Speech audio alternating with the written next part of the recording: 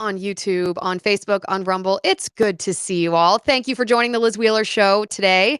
I'm your host, Liz Wheeler. Before we get into the bulk of the show today, if you could take a moment and subscribe to the show on your favorite platform, I would greatly appreciate it, especially on Spotify. We are trying to grow Spotify because it's a platform without censorship. So sometimes we have to tiptoe around certain topics on YouTube or on Facebook, thanks to their terms of service. But on Spotify, we have video and audio and no censorship. So if you aren't able to sit here with us and live stream, you can always find the full content of the show on Spotify afterward. Just pick up your phone, click the Spotify app, search the Liz Wheeler Show, hit subscribe. And if you would be so good as to leave us a 5-star review, I would greatly appreciate you. And I know a lot of people have been doing that, so thank you. Thank you very much. It helps other people find the show. All right, what are we talking about on the show today? Well, I was thinking about something over the course. I mean, this has actually been a thought that's been growing in my mind for quite some time, but it kind of congealed in the past 48 hours. I was thinking about the different ways that the left is strategic and has actually out-strategized the right. I've been thinking about the left's plots, if you will, against the right, and how we are actually very good on the right at looking back and saying, this is how the left laid the groundwork for, I'll give you a concrete example, for their takeover of young people's minds. We said, okay, well, what they did first is they took over the colleges and universities. They made it so that professors at colleges and universities were very far left, Marxist even, communist, and they started teaching that ideology in colleges and universities, and they captured the minds of these young Americans. And then they slowly worked their way back. They worked their way back into high schools and middle schools and elementary schools. They infiltrated, I don't even want to call a library system pop culture, but they infiltrated content that very young people consume, like books, the American Library Association, and of course Hollywood. And we're very good on the right at untangling the way that the left comes at us. These tactical plots coming from the left. We're very good at doing that because, in a sense, it's not too difficult to look back and identify how the left plotted against us after that plot's been successful, after it's come to fruition. And I think we give ourselves a pretty strong pats on the back for being good at identifying, looking back. Hindsight is 2020. Looking back and saying, this is how the left has done it. But what is more challenging is recognizing the plot while it's happening. Recognizing the infiltration while it's happening. Believing that what you're seeing is the plot and stopping it before it's successful. And I don't know if the right's too good at that. I don't know if we have been as good at stopping plots as they unfold as we have been at saying, well, here's how the Democrats rigged the 2020 election. Here's how the Fedsurrection on January 6th happened. Here's how the infiltration of our universities happened. Here's why Zohran Mamdani actually convinced voters to vote for him because of what the colleges and universities did, capturing the minds of these young people who in New York City are a huge demographic of voter, and they chose to vote for Zohran because they agree with him. It's a lot easier to do that. But one of the things that I've been thinking about is the plot that's happening right before our very eyes, the one that hasn't quite come to fruition yet, the plot that's in the works. And we had a guest on the show last week who I thought was an extremely interesting individual, and you thought so too. You told me so in the live chat and in the comments. Larry Taunton is his name, and he proposed this idea, again, that I've been ruminating about for the last week. He said when it comes to these very far leftist candidates, these Democrat Socialist of America candidates, he was talking about Zohran Mamdani specifically, but this applies to other DSA candidates like Ilhan Omar and Rashida Tlaib, the squad type. He said when it comes to those radical leftist candidates, socialism, which is what they espouse, is not actually their end goal. Socialism is the means to an end. Socialism is their tool to propagate another insidious ideology, the ideology of Islam. Take a listen to what Larry said. Do you believe that Zohran Mamdani is engaging in taqiyya, where this Islamic belief that essentially allows you to lie and hide your true beliefs in order to infiltrate Western society to advance Islam? Oh, of course he is. Of course he is. And he's very clever at it. He has this charming smile, and He seems like such an outgoing, pleasant, likable fellow. But at the end of the day, he's a jihadist. That's what he is. And Islam, again, excuse me, socialism, Marxism. Listen, they see the polls just like we do. A recent, what was it? Was it a Pew Forum poll, Gallup poll that came out just this past week that showed majority of Gen Zers have a favorable view of socialism. They see that just as we do, and they're aware that if they sock puppet socialism, if you follow me, they use it. They use it as their vehicle to penetrate the West, but they're not chiefly socialists or Marxists. They are jihadists. They are not chiefly socialists and Marxists. They are jihadists, he said. Listen, this is what's happening right now in the state of Minnesota. There's a new video of Ilhan Omar that she does not want translated into English that demonstrates this plot as it is unfolding. I'm going to show you this video. Today's episode is sponsored by Kindred Harvest. Listen, you need to know what's in your tea because the Chinese tea industry has flooded America with products contaminated by microplastics and heavy metals.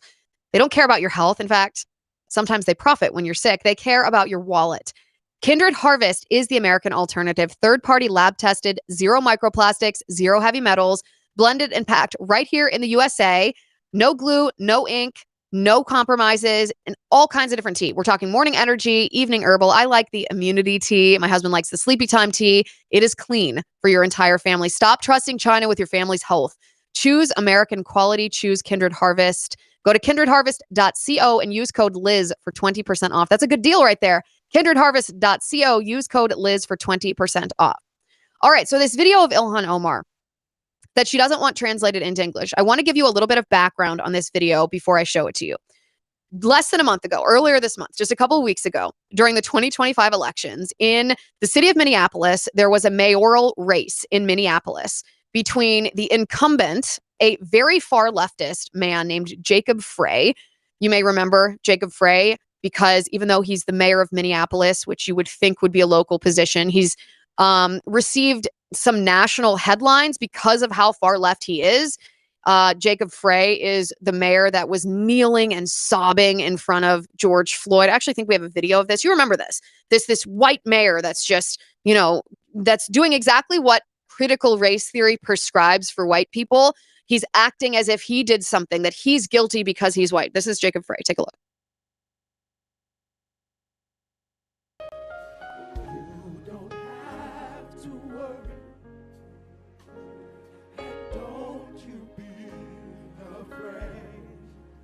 In a mask, no less.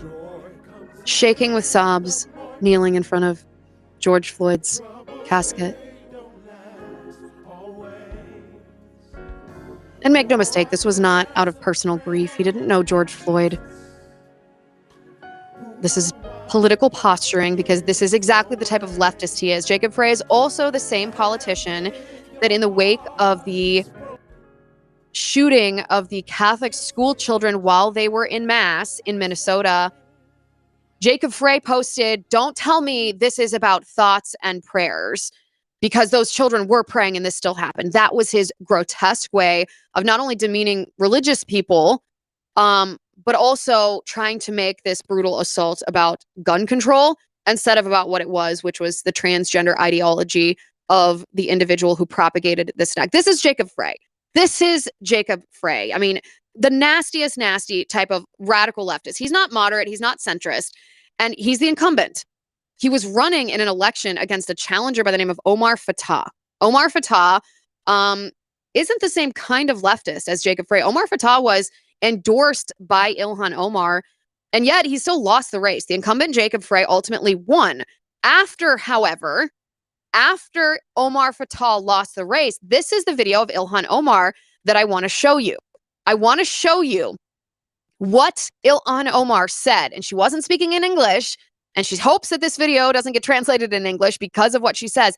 This is what Ilhan Omar says about the Somalis in the area who did not vote for Omar Fateh, who instead voted for Jacob Frey. Listen to Ilhan Omar.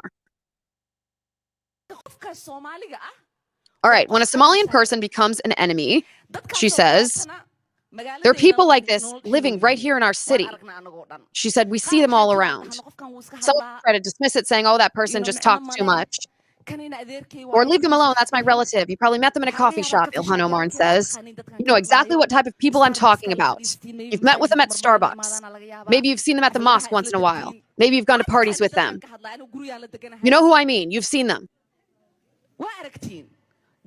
She says, we need to get rid of these people.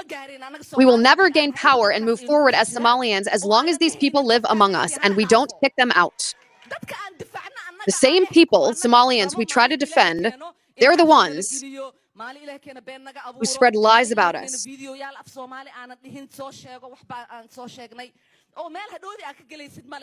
There's no way to defend ourselves, she said, when that happens. I can't keep saying all day, I didn't say that because I've got work to do.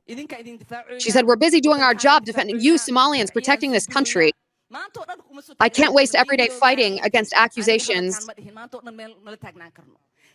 That's your responsibility, she said. Your job is to not welcome those people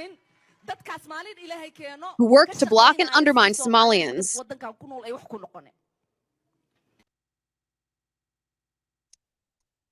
Get rid of the Somalians who did not vote for Omar Fateh. And again, the point that's critical to understand right now is Ilhan Omar is a member of the Democrat Socialists of America. She's obviously a member of the Squad. She's a crony of Bernie Sanders and AOC and those people who dislike America and want to transform us into a socialist nation. And that's what they primarily present themselves as being. Ilhan Omar primarily presents herself as being a DSA candidate, this sort of radical sect of the Democrat Party. But that's not really who she is. Because Jacob Frey, the incumbent mayor of Minneapolis, actually meets all of those qualifications. If what Ilhan Omar wants in a candidate is someone who abides by BLM ideology, Jacob Frey does. If Ilhan Omar wants someone who abides by transgender ideology, Jacob Frey does. If Ilhan Omar wants someone who abides by stupid, radical leftist, unconstitutional policies like gun control, that's what Jacob Frey does. Jacob Frey is such a pandering leftist that he actually spoke Somali in his victory speech after he defeated Omar Fateh. Listen to this. This is Jacob Frey.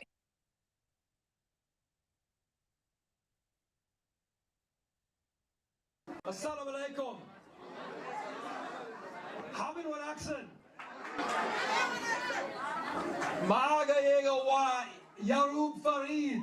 Boka magaalada Minneapolis.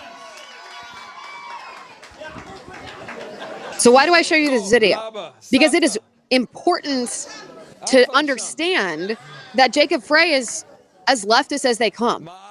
He is a far left radical, and yet there's something missing, something that's not enough about him as a politician, something that Ilhan Omar lacking in Jacob Frey that causes Ilhan Omar to endorse his opponent.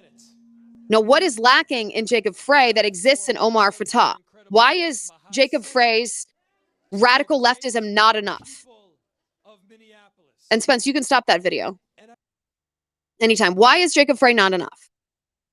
Because remember what Larry Taunton told us. It's not just about leftist politics to them. It's about Islam. It's about Islam. Socialism and Marxism and communism are a means to an end. They are a tool to achieve a secondary outcome. But to Ilhan Omar, the ultimate outcome is Islam. That's why she speaks in that video when she's not speaking in English and doesn't want that video translated into English. She speaks as though she's living in a caliphate, that she is a ruler in a third world country. Get rid of these people if they do not vote the way that we want them to vote. Get rid of them. It is your job to not welcome them, to ostracize them. So now compare Jacob Frey to Omar Fateh. Omar Fateh has ties to radical imams. He's been defended by the Council on American Islamic Relations, who was an unindicted co-conspirator in the Holy Land Foundation case, the largest terror financing prosecution in U.S. history. He also, Omar Fateh, is a DSA, a Democrat Socialist of America candidate, meaning he's using socialism and Marxism and communism as his vehicle, not just to undermine the Democratic Party, which they want to do, but to undermine our country, to overthrow the American empire. And Ilhan Omar endorsed him and campaigned for him and defended him despite his shady background. Omar Fateh is not just a DSA candidate, which is a disqualifier in and of itself. He doesn't just have ties to a radical imam who is associated with jihadist ideology. He's not just been defended by an unindicted co-conspirator in the largest terror financing case in our country, all disqualifiers in isolation. He also has an extremely shady background. He was caught engaging in shady electioneering behavior, whether it was campaign finance violations or defense of a financially fraudulent scheme to get money from the federal government during COVID in the name of helping immigrants, but actually it was just a money laundering operation. This is Omar Fateh. And this is one of those moments that I have been ruminating about for the last 2-3 weeks. This is one of those plots that's happening before our very eyes that hasn't yet fully come to fruition. But 20 years from now, we're going to sit back and we're going to wonder, how did all of our cities become overtaken by Islamists? How did we turn into London? You look at what Sadiq Khan has done to London. You look at the Islamification of Britain right now. It's about to happen here. Zohran Mamdani should be the wake-up call. But this video from Ilhan Omar should tell you that it's not an isolated incident. Back in September, and I want to bring this up on the screen, back in September, I believe it was September 25th that this happened. We're going to bring this up on the screen. It is a New York Post headline from the 30th of September, 2025, less than 2 months ago, a month and a half ago. This is the headline. It says, bombshell ICE sweep in Minneapolis, St. Paul. That's the city where the mayoral race between Jacob Frey and Omar Fateh happened. Bombshell ICE sweep in Minneapolis, St. Paul finds 50% of immigrants had committed immigration fraud. 50% of immigrants had committed immigration fraud in the city of Minneapolis. The city of Ilhan Omar, the city of Jacob Frey, who's not leftist enough for Ilhan Omar, because it's not just about how leftist you are, it's about whether you also adhere to jihadist ideology. Politics are just a tool to propagate Islam to these individuals, to make the cities of the United States unlivable for infidels.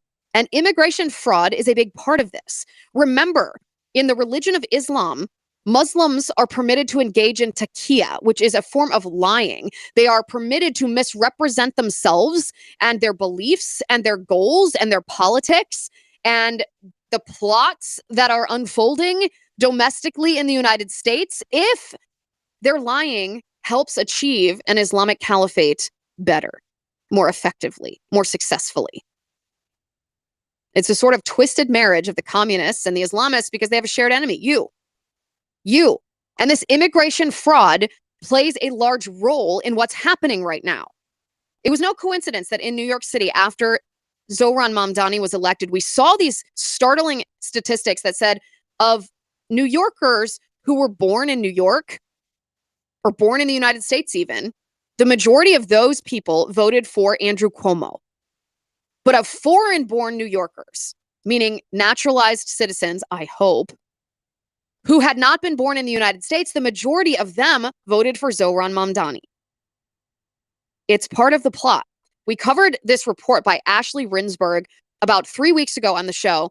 Ilhan Omar is also under this umbrella. And if I were the FBI, if I were the Department of Homeland Security, if I were conducting those ICE raids in Minneapolis, St. Paul, my sights would be on Ilhan Omar. Because ostensibly Ilhan Omar came to the United States when she was a child at age 7 years old because her father had claimed to be a refugee from the genocidal regime in Somalia, the Siad Barre regime, a Marxist regime. And he claimed refugee status in the United States because he said that this regime would kill him for speaking out against them. And that's how Ilhan Omar became a naturalized American citizen. But information about Ilhan Omar's background reveals that Ilhan Omar's father may have come here under false pretenses, that his claim that he needed to come here because the Marxist regime in Somalia would kill him may not have been true. In fact, he may have been a part of that genocidal Siad Barre regime. Ashley Rinsberg reports that Ilhan Omar's father, whose name was Noor Omar Mohammed, actually committed an offense against the United States that should cause him, or should cause his naturalized citizen status to be revoked, because he failed to mention that he was a senior officer in the military of that Siad Barre regime, that genocidal Marxist regime in Somalia. And that his specialty in the military was likely propaganda. That he was part of this regime whom he claimed was trying to kill him. The reality, for any student of history here who has studied the war-torn Somalia, the reality is that when the Siad Barre regime was overthrown, yes, the senior officers in the military who served the Marxist regime were in danger because of the people they hurt. Those were the people overthrowing the Marxist regime. So, in a sense, Ilhan Omar's father was in danger because of the likely crimes he committed against humanity in Somalia. When that regime was overthrown, those high-ranking officials in the regime had to get out of there and fast before they were held accountable for the crimes they likely committed. Now, when this was first reported, this has been reported a while back, the mainstream media and the so-called fact checkers were quick to jump on this and say, oh, this is not true, this is misinformation. Why? Why did they do this? Well, why do you think? Because the mainstream media hopes that you won't dig any further. After the death of Ilhan Omar's father, Noor Omar Mohammed, there were local media outlets in Minnesota, local Somali outlets, in news outlets in Minnesota that came out with obituaries actually praising Omar's father for his valiant service in the Barre regime. So think about this. You have war-torn Somalia, and the reason it's war-torn is because there was a genocidal Marxist regime murdering people. The people overthrew this government, the officials from that government committing the heinous wrongdoing against the people. They fled. Among those officials who fled was Ilhan Omar's father. Well, claiming refugee status, he eventually came to the United States with his family, secured naturalized citizenship. This story is not uncommon in Minnesota among the Somali communities there. There's a sort of transplant situation that happened in Minnesota. A lot of people from Somalia came to Minnesota, not all of whom are friendly to American values, some of whom accidentally told the truth. That because they believed in this government, they were supporters of this Marxist regime in Somalia.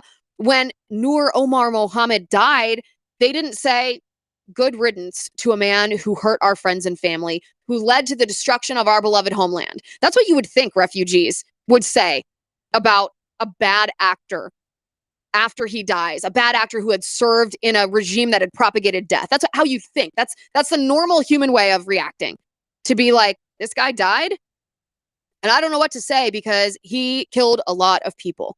He orchestrated propaganda efforts on behalf of the Barre regime. What do you want us to say? But that's not what they said. There were obituaries praising Ilhan Omar's father for his service in the Barre regime, that service that he neglected to disclose to U.S. immigration authorities when he claimed refugee status in the first place.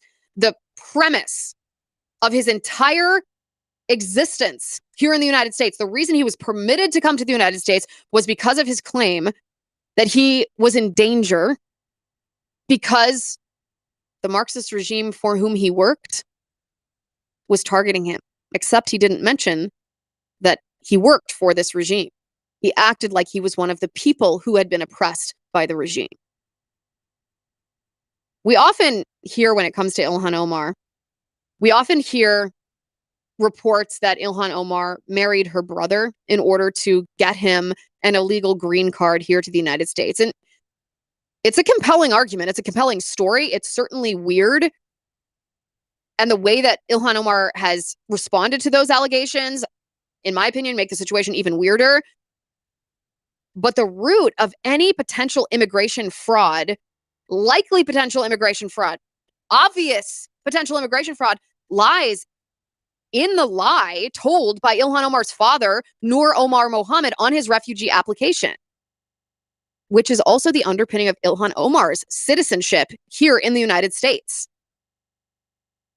If her father lied and fraudulently obtained naturalized citizen here in the United States because of the falsehood he told on his refugee application, Ilhan Omar should not be permitted to retain her U.S. citizenship because it was illegitimate from the beginning. And as she herself is often caught saying, she can live anywhere. She's an adult. She misses Somalia and wishes she could go back. So this would not deprive her of the land in which she was raised. By the way, this premise that I'm presenting to you, this is not an isolated premise. We have precedent of another Somali who worked a job very similar to Ilhan Omar's father, who likewise claimed refugee status in the United States, but neglected to mention that he worked for the Somali regime. When it was found out that he lied, he was a former Somali National Army colonel, and he was found to have committed human rights abuses. And in May 2019, after this was exposed, the process began and eventually culminated in 2024. This man was deported for an almost identical circumstance to Ilhan Omar's father. And yet Ilhan Omar herself thinks she is somehow above the law. 50% of immigrants in the ICE sweep of Minneapolis-St. Paul finds 50% had committed immigration fraud. And it seems to me, if I were the FBI, if I were the Department of Homeland Security, I'd be pretty curious to know if Ilhan Omar was part of that crew. Ilhan Omar, though, thinks she's above the law. If you look on her X account, there was a comment on September 15th that someone made on X that said, if you think Ilhan Omar should be deported, like this reply. Ilhan Omar quote tweeted that reply and said, "It's never going to happen, but good luck with your clicks, weirdo." She doesn't deny it. She doesn't address it. Because ultimately, the illegal immigration aspect, the illegal alien aspect, the immigration fraud aspect is crucial to the plot that we described before, the ongoing plot. I don't want to sit here 20 years from now and say, the reason that all of our cities have been overtaken by Islamists, well, I can see exactly how they did this. The Democrat Socialists of America ran these extremely radical jihadist candidates. They got into power in cities that seemed to be leftist cities like New York or cities like Minneapolis, where they have pockets of refugees and foreigners and naturalized American citizens who may have come here under false pretenses, and they voted for the radical candidates, not because they were socialist or Marxist or communist, but because they were Islamist, because they were jihadists. And Ilhan Omar has demonstrated this plot to us, not just through her own behavior, but through her refusal to support Jacob Frey, who's as leftist as they come. If you're a leftist, if you're a Democrat Socialist of America party member, Jacob Frey should be leftist enough for you, unless you require an additional element, unless you require that candidate also support your jihadist worldview. If we don't take stock of this as it happens, untangle this before it comes to fruition, we are not going to like the outcome when 5, 10, 15, or 20 years down the line, this has come fully to fruition. I do not want our generation to have the same experience, to bury our head in the sands the way that the generations before us did. Because when I wrote my book, Hide Your Children, exposing the Marxists attacking America's kids, I felt betrayed by the generations of Republicans who allowed the infiltration of our media, of our education system, of our religion, our religious institutions, of the law, of the attacks on the nuclear family, who allowed the Republican Party itself to become this impotent, libertarian, morally neutral apparatus that just let the Marxists take over everything. And I thought, what good have you done? What did you do for all these generations? As I was a child, relying on generations of Republicans before me to protect us from these domestic enemies. What did you do? I refuse to be that person to the next generation. I refuse to sit and allow the left to concoct these plots, operate tactically, and just sit here and then when it's come to fruition, be like, let me tell you how they did it. Because it's too late by that point. The damage has been done.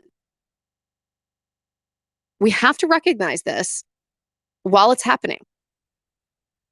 Speaking of immigration, President Trump made an announcement, or a comment, I should say, during an interview in the Oval Office with Laura Ingraham on Fox News about H-1B visas, bringing in more foreigners here to the United States, ostensibly to fill spots in our economy that American citizens don't want or aren't qualified for.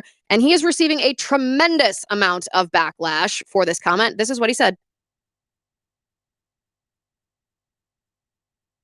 There's never going to be a country like what we have right now. And does that The mean, Republicans have to talk about it, Laura. and does that mean the H-1B visa thing will not be a big priority for your administration? Because if you want to raise wages for American workers, you can't flood the country with tens of thousands or hundreds of thousands of foreign workers. You also do have to bring in talent. When Well, we a have country plenty of talented people no, you here. don't. No, you don't. We don't have talented people here? No, you don't have. You don't have certain talents, and people have to learn. You can't take people off an unemployment line and say, I'm going to put you into a factory where we're going to make missiles, or I'm going to put you. How did we ever do it before? Well, let me When you just. and I were I'll give you growing an up. example. In Georgia, they raided because they wanted illegal immigrants out. They had people from South Korea that made Hyundai. batteries all their lives. You know, making batteries are very complicated. It's not an easy thing and very dangerous. A lot of explosions, a lot of problems. They had like 500 or 600 people, early stages, to make batteries and to teach people how to do it. Well, they wanted them to get out of the country. You're going to need that, Laura. I mean, I know you and I disagree on this. You can't just say a country's coming in, going to invest $10 billion to build a plant, and going to take people off an unemployment line who haven't worked in 5 years, and they're going to start making missiles. It doesn't work that way. Now, President Trump received and is continuing to receive a tremendous amount of blowback from this, including from people in his own base. And I would like to read to you, in response to President Trump's comments, I would like to read to you a post on X. This was posted by Charlie Kirk in the weeks before his murder, just days, really. This was August 14th of 2025. So less than a month before Charlie Kirk was assassinated. He posted this on X. He said, "This is the social compact breaking down." And he posted a graph that showed the estimated percentage of 30-year-olds who are both married and homeowners. And as you can see, this graph starts in 1950 and goes through 2025. And you see that in 1950, over 50% of 30-year-olds were both married and homeowners. That remained through 1960. By 1970, it dipped just to 50%. 1980, it was 45%. 1990, it was still just under 45%. And then there is a precipitous drop. From 1990 at 44%, it drops all the way to less than 15% by 2025. An incredible, incredible precipice. And Charlie says, this is the social compact breaking down. We need urgency to restore it. Number one, mass deportations. Number two, stop the H-1B scam. Number three, dramatically reduce legal immigration. Number four, end chain migration and the visa lottery. Number five, build 10 million homes for Americans. Number six, crush the college cartel.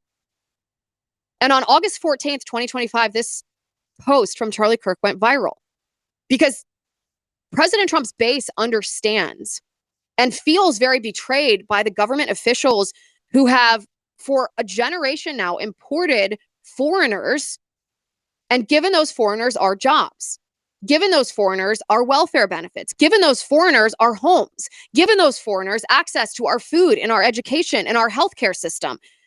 And the result of that is not just, an increased economic output, specialty workers brought in to do workers that we just haven't properly trained Americans to do.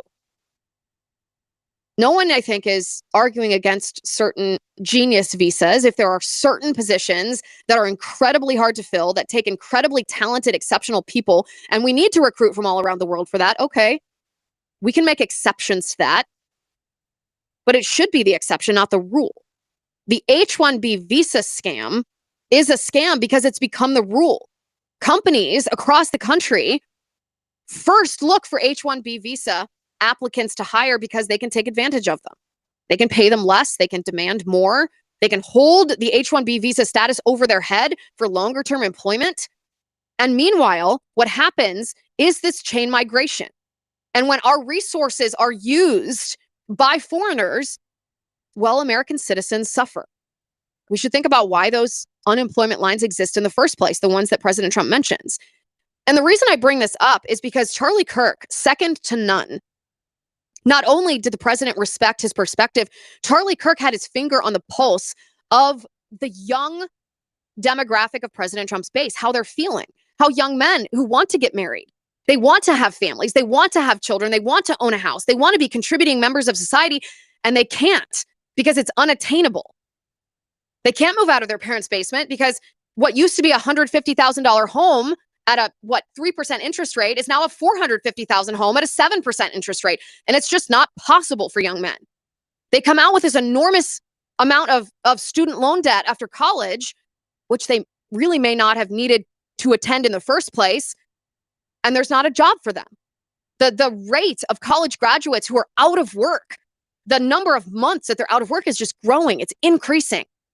How are you supposed to start your life? Buy a house, have a wife, support children, if you have an incredible amount of debt and you have no way to pay off that debt because there's no jobs?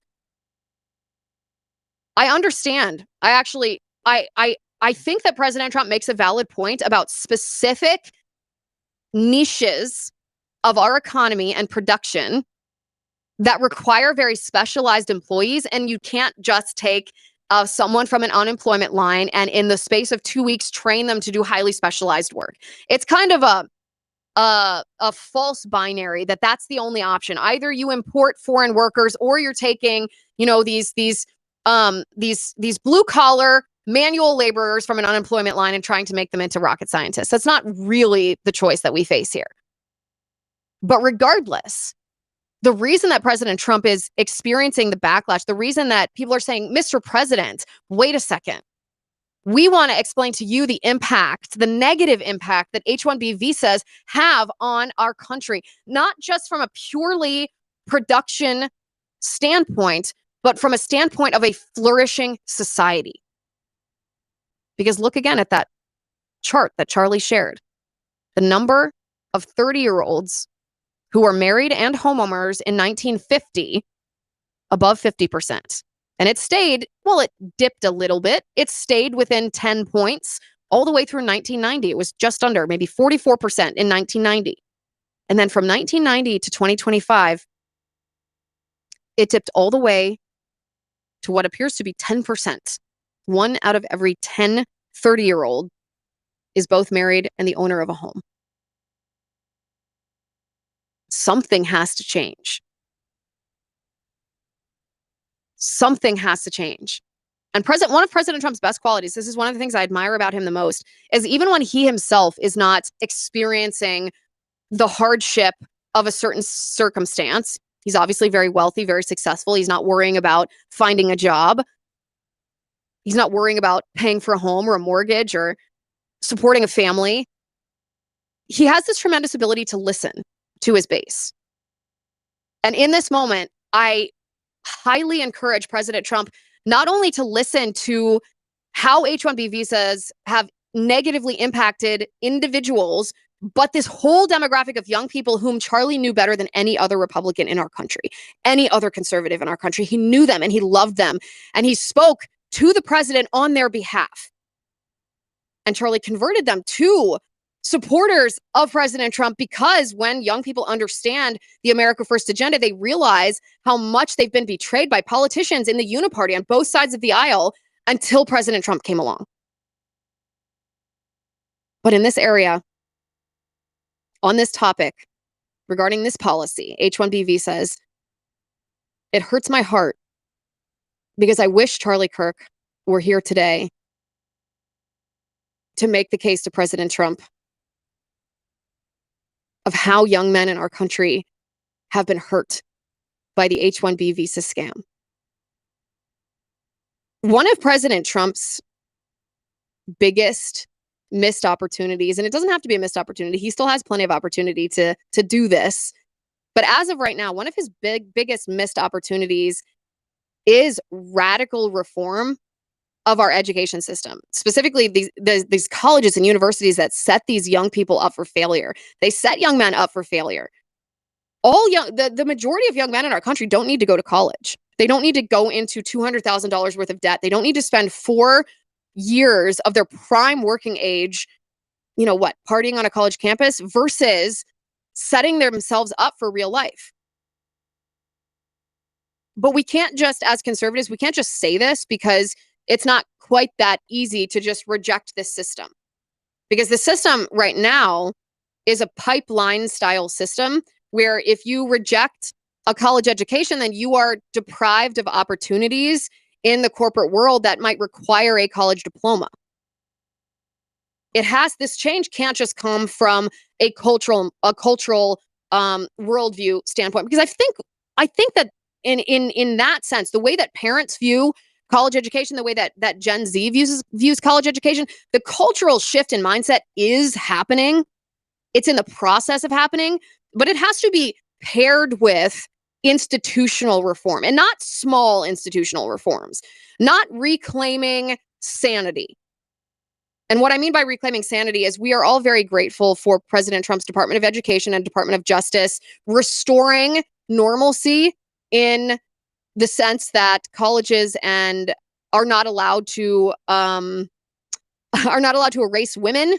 We are all very grateful that the definition of what is a woman and does not include men pretending to be women. We are so grateful for the Trump administration for righting that wrong.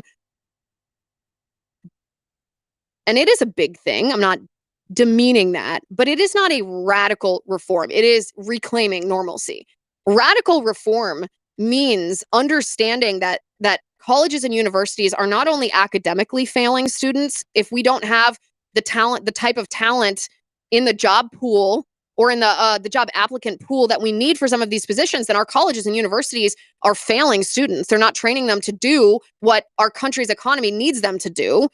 They're failing them because they're focused on indoctrination. They're focused on turning these young people who may enter college politically apathetic, maybe lukewarm leftist, and they're turning them into radical revolutionaries. It really is an indoctrination center.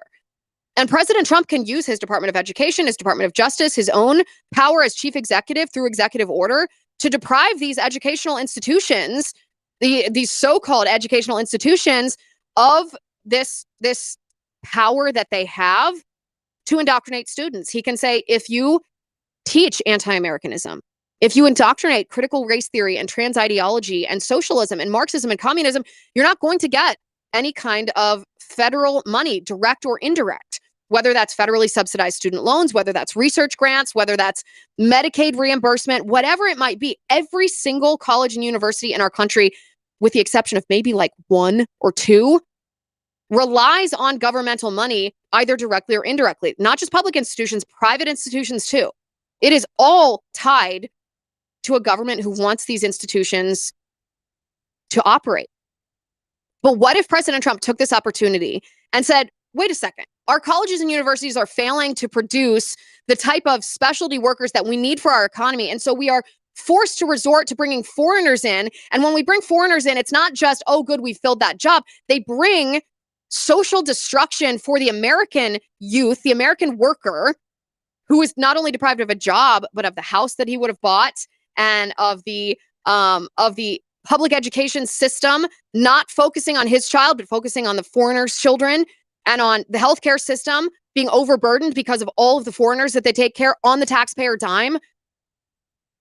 Maybe we focus on reforming educational institutions to actually serve the needs of our economy, but also our society. And we use the power of the federal government to ensure that happens, because they're not going to do it on their own. They are right now committed to their ideological indoctrination because that's what matters most to them. And unless President Trump shows them his strength and shows them his authority, his just legal power to radically reform education, then we are going to be caught in this lose-lose situation, this H-1B visa situation where really who's the winner? What choice isn't going to be a bad choice when it comes to H-1B visas?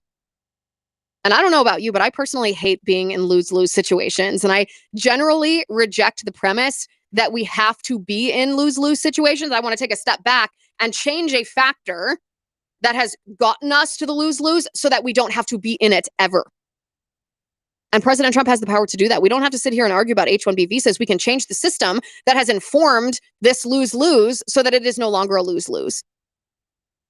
And that it would satisfy President Trump's desire to make sure that our economy remains strong with the workers in specialty areas that it needs, while also understanding the valid and serious grievances of especially young Americans who feel that they just don't stand a chance. There's no way for them to succeed in this economy because it's rigged against them.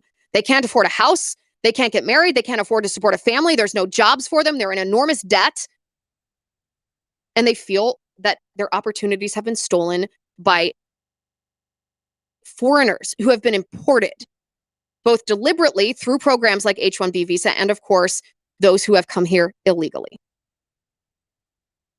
All right, I want to give a huge shout out to Preborn, one of our sponsors for today's episode. A recent study out of Denmark revealed something that I find to be extraordinarily heartbreaking. Women who experience abortion are dramatically more likely to need psychiatric care in the months that follow. You know, the left is famous for saying that abortion is healthcare. That's not healthcare. That's heartbreak. But inside a preborn clinic, a very different story begins. A woman who is in crisis is welcomed and not judged. She's given comfort and not pressure. And when she sees her baby for the first time on an ultrasound, that flicker of life becomes something more than just a medical image. It becomes hope, not just inside her womb, inside her heart. Preborn stays with her for the journey ahead with counseling, clothing, baby supplies, and encouragement that lasts up to 2 years.